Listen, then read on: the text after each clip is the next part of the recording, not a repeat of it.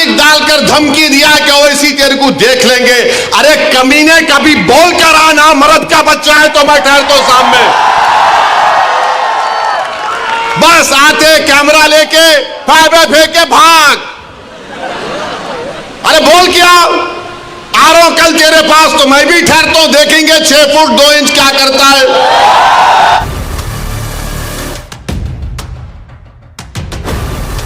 जो टीवी पर नहीं दिखाया जाता वो दिखाते हैं हम, देश से लेकर शहर तक।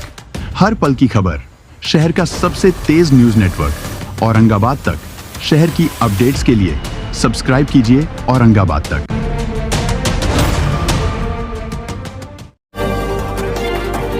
संभल की मस्जिद का मसला खड़ा कर दिए। और क्या मसला है संभल की मस्जिद का? कोई रुक जाओ भाई, वो कुर्सियां छोड़ दीजिए, कुर्सियां भाई डिस्टर्ब मत करिए, थोड़ी देर के लिए सुनिए। रुक जाइए भाई, जो कौन है थोड़ी देर के लिए रुक जाइए। संभल की मस्जिद में जो लोग कोर्ट को गए, वो कोर्ट में ये बोलकर गए कि हमको मस्जिद के अंदर जाने का परमिशन मिले। अब आप बताइए, कोई हम किसी को रोकते, कोई मस्जिद में आना चाह रहा है तो आइए, आदाब को मलूज रखकर मस्जिद में आइए। मगर प्रेयर ये है, मुतालिबा कोर्ट से कि अंदर आने का मौका मिले। और फाजिल जज साहब माशाल्लाह आर्डर दे दिए सर्वे का। माने कोर्ट मस्जिद संभल की मस्जिद चंदोसी मस्जिद से 45 किलोमीटर दूर है। 1.5 घंटे में आर्डर लेकर आ गए और वहां पर पुलिस मौजूद है। शाम में 6 बजे सर्वे होता है, फिर उसके बाद इतवार के दिन सर्वे होता है, और फिर जब दूसरा सर्वे जिसका कोई कानूनी मौक़िफ़ नहीं है सर्वे हुआ तो फायरिंग हुई। फायरिंग में 5 लोग शहीद हो गए। उसमें एक 17 साल का बच्चा जो प्लास्टिक के खिलौने बेचता था, उसके सीने पे गोली लग गई। 5 के 5 को, 4 को सीने पे गोली लगी, 1 को पीठ पर गोली लगी। और मारने वाले बोलते हम नहीं मारे, कट्टे से मारे। अरे क्या कोई अजिन्नात आके गोली मार के चले गए? आप गोली चला रहे हैं, वीडियो है, और बोल रहे हैं कि नहीं हम नहीं चलाए, कट्टे से मारे। तुर्क और पठानों का झगड़ा था? नहीं था झगड़ा।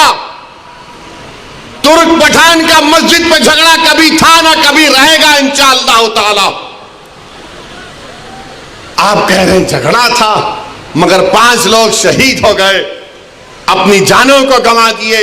अगर वो लोग कोर्ट को नहीं जाते तो क्या ये 5 बच्चे मरते थे? क्या ये तशद्दुद होता था संभल में? मेरे भाई, आज आप देख रहे हैं ये संभल में हुआ और इल्जाम मुझ पर लगाया जाता है।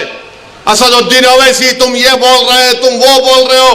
बार बार मुझे व्हाट्सएप के ऊपर कभी SMS के जरिए, कभी फुलां के जरिए धमकी दी जाती है। अरे जालिमों, याद रखो, मैं मस्जिद बचाने के लिए, खानखाहों को बचाने के लिए, दरगाहों को बचाने के लिए, वक्फ की जायदाद को बचाने के लिए, जमहूरियत को बचाने के लिए, कानून की बालादस्ती के लिए, इंसाफ के लिए मैं एक बार नहीं 1000 मर्तबा मरने को तैयार हूं। तुम क्या करोगे बताओ? तुम समझ रहे कि हम खामोश बैठ जाएंगे? ऐसे 12 दरगाह और मसाजिद पर केस डाल दिया गया है कि यह मस्जिद नहीं थी, फुला था, ये था। सलीम चिश्ती रहमतुल्लाह अलैह की दरगाह पर केस डाल दिया गया। सुल्तान हिंद ख्वाजा अजमेरी के आस्थाने पर केस डाल दिया गया। और क्या बोलते हैं, केस डालने वाला कौन है मालूम आपको? ये मेरे घर के पास दिल्ली में आकर मेरे घर के ऊपर जो नेम प्लेट है उसको तोड़ा, पत्थर फेंके घर में मेरे, और उसके बाद मेरे नेम प्लेट पर कालिक डालकर धमकी दिया कि ओवैसी तेरे को देख लेंगे। अरे कमीने, कभी बोल कर आना, मर्द का बच्चा है तो मैं ठहरता हूं सामने। बस आते कैमरा लेके फाइबर फेंक के भाग।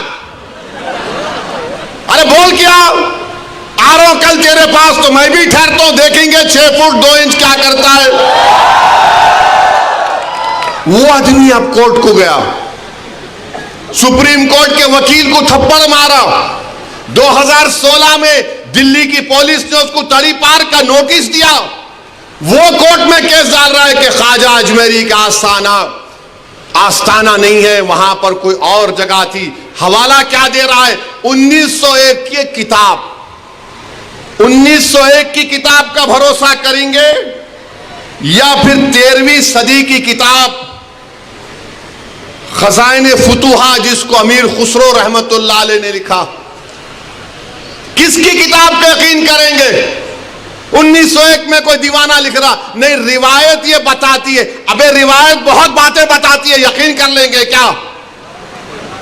पार्लियामेंट ने कानून बनाया कि 15 अगस्त 47 को जो मस्जिद, मंदिर, गिरजाघर, गुरुद्वारा रहेगा वो सील है, बंद है, उस पर कोई छेड़खानी नहीं होगी, उसका कन्वर्जन नहीं होगा, उसका कैरेक्टर नहीं बदला जाएगा। मगर ये क्या हो रहा है? क्या हो रहा है हमारे मुल्क में? 800 साल की दरगाह ख्वाजा गरीब नवाज सुल्तान हिंद की।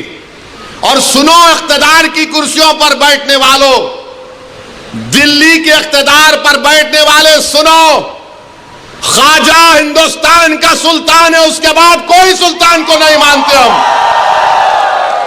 ख्वाजा के आस्थाने पर चले गए, गरीब नवाज के आस्थाने पर चले गए। अरे कौन सी किताब तुम्हारी? नहीं, वो फुरा दीवार को ऐसा खिकोरे तो उसको ऐसा रंग निकाले तो छतरी निकलती। अबे तेरे घर में मैं अगर 1000 फीट खोदा तो उसमें भी खाने जहां खां की मलबा निकलता, क्या करेगा? दे देता मेरे को, क्या करेंगे? नहीं, वो था। याद रखो, ये मुल्क कमजोर हो जाएगा। 5 बच्चों की जानें चले गई, वो मरे नहीं, वो शहीद हैं। तुमने उनको गोली मारकर उनका कत्ल किया है, तुम कातिल हो।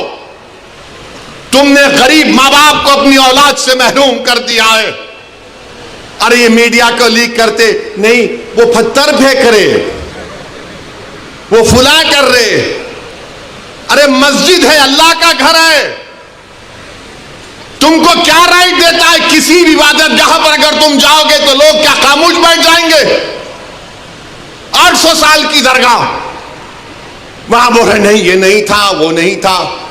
हम भारत के प्रधानमंत्री से पूछना चाह रहे, नरेंद्र मोदी, क्या आप ये तमाम इन लोगों को रोकेंगे या फिर ये देश इसी तरह चलता रहेगा कि हर मस्जिद पे सवाल कर दो, हर दरगाह पे सवाल उठा दो? मेरे भाई 12 मुकदमे आयद हो चुके हैं ज्ञानवापी पर, मथुरा की शाही ईदगाह पर। वहां पर तो 1965 में मुसलमानों ने हिंदू भाई बहनों से मिलकर बैठकर तस्वीया कर लिया। 8 एकड़ जमीन मुसलमानों ने वक्फ की दी कि लो ये किस्मत स्थान है, आपके लिए मोतबर जगह है, आप बनाओ यहां पर। 65 में सुन्नी वक्फ बोर्ड की इजाजत से एग्रीमेंट हो गया हिंदू मुसलमान में। 2023 में कोई आके बोला वो कौन हिंदू होते, वो पूरी जगह हमारी है। टीले वाली मस्जिद लखनऊ की, ऐसे 12-13 मुकामात हैं। सुप्रीम कोर्ट ने राम मंदिर के फैसले में कहा कि 91 का एक्ट भारत के संविधान का एक अटूट हिस्सा है। और फिर उसके बाद डीवाईसी जो सीजीआई थे वो खामोश हो गए। ओरल ऑब्जर्वेशन किया कि नहीं, सर्वे को असर्टेन करने में क्या बुरी बात है? अरे बुरी बात यह है कि सर्वे कोई एकेडमिक एक्सरसाइज नहीं है। सर्वे क्यों किया जा रहा है? ज्ञानवापी मस्जिद में वजू खाने को सील हो गया। ज्ञानवापी मस्जिद के जुनूबी तरफ हमारे पास नहीं है, वक्फ की जायदाद नहीं है, वो क्या क्या करेंगे आप? और जब बाबरी मस्जिद का फैसला आया था, मैं पुकार कर कह रहा था ये गलत फैसला है, इसके बाद बहुत सी चीजें खुलेंगे। तो मेरे खिलाफ ये वही लोग हैं जो आज इस असेंबली के इलेक्शन में इनको और दो उनको और दो ऐलान किए थे। औरंगाबाद तक मीडिया जो है वो पिछले कई सालों से बहुत अच्छी खिदमत दे रहा है, लोगों तक खबरें पहुंचाने का काम कर रहा है और उसकी रीच बढ़ रही है। उन्हें सिल्वर बटन मिला है, मैं उनको मुबारकबाद देता हूं और उम्मीद करता हूं कि आगे उनको सिल्वर की जगह गोल्ड भी मिले, गोल्ड के बाद प्लैटिनम भी मिले और वो इसी तरह से लोगों का काम करते रहे। शुक्रिया।